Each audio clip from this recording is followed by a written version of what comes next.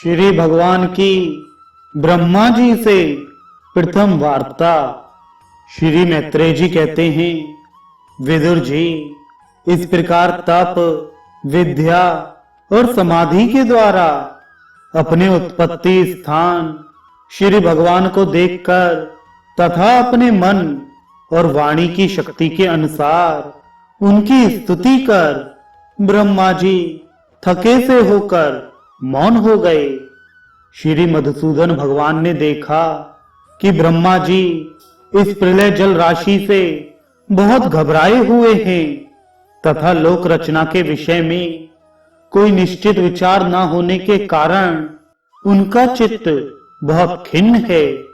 तब उनके अभिप्राय को जानकर वे अपनी गंभीर वाणी से उनका खेद शांत करते हुए कहने लगे। श्री भगवान ने कहा, वेद गर्भ, तुम विषाद के वशीभूत हो, आलस्य ना करो। सृष्टि रचना के उद्यम में तत्पर हो जाओ। तुम मुझसे जो कुछ चाहते हो उसे तो मैं पहले ही कर चुका हूं। तुम एक बार फिर तप करो और भागवत ज्ञान का अनुष्ठान करो। उनके द्वारा तुम सब लोगों को स्पष्टतया अपने अंतःकरण में देखोगे। फिर भक्ति युक्त और समहित चित्त होकर तुम संपूर्ण लोक और अपने में मुझको व्याप्त देखोगे तथा मुझ में संपूर्ण लोक और अपने आप को देखोगे। जिस समय जीव काष्ठ में व्याप्त अग्नि के समान समस्त भूतों में मुझे ही स्थित देखता है, उसी समय वह अपने अज्ञान रूप मल से मुक्त हो जाता है। जब वह अपने को भूत, इंद्रिय, गुण और अंतःकरण से रहित तथा स्वरूपतः मुझसे अभिन्न देखता है, तब मोक्ष पद प्राप्त कर लेता है। ब्रह्मा जी नाना प्रकार के कर्म संस्कारों के अनुसार अनेक प्रकार की जीव सृष्टि को रचने की इच्छा होने पर भी तुम्हारा चित्त मोहित नहीं होता। यह मेरी अतिशय कृपा का ही फल है। तुम सबसे पहले मंत्र दृष्टा हो। प्रजा उत्पन्न करते समय भी तुम्हारा मन मुझ में ही लगा रहता है। इसी से पापमय रजोगुण तुमको बांध नहीं पाता। तुम मुझे भूत, इंद्रिय, गुण और अंतःकरण से रहित समझते हो। इससे जान पड़ता है कि यद्यपि देहधारी जीवों को मेरा ज्ञान होना बहुत कठिन है, तथापि तुमने मुझे जान लिया है।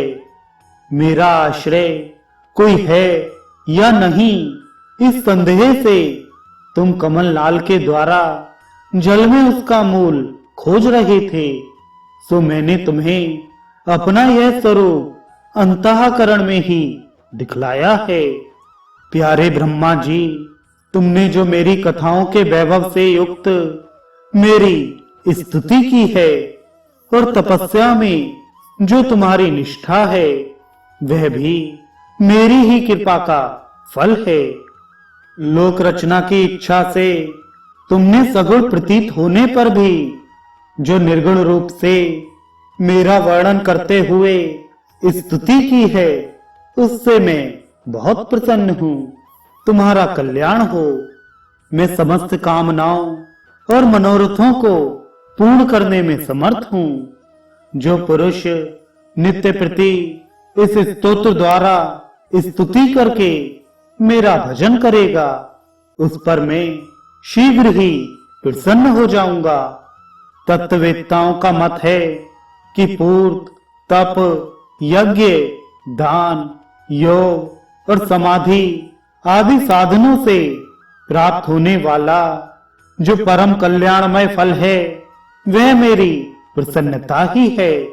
विधाता, मैं आत्माओं का भी आत्मा और स्त्री पुत्रादि प्रियों का भी प्रिय हूँ। देह आदि भी मेरे ही लिए प्रिय हैं, अतः मुझसे ही प्रेम करना चाहिए। ब्रह्मा जी, त्रिलोकी को तथा जो प्रजा इस समय मुझ में लीन है, उसे तुम पूर्व कल्प के समान मुझसे उत्पन्न हुए अपने सर्ववेदमय स्वरूप से स्वयं ही रचो। श्री मैत्रेय जी कहते हैं, प्रकृति और पुरुष के स्वामी कमलनाभ भगवान सृष्टिकर्ता ब्रह्मा जी को इस प्रकार जगत की अभिव्यक्ति करवाकर अपने उस नारायण रूप से अदृश्य हो गए।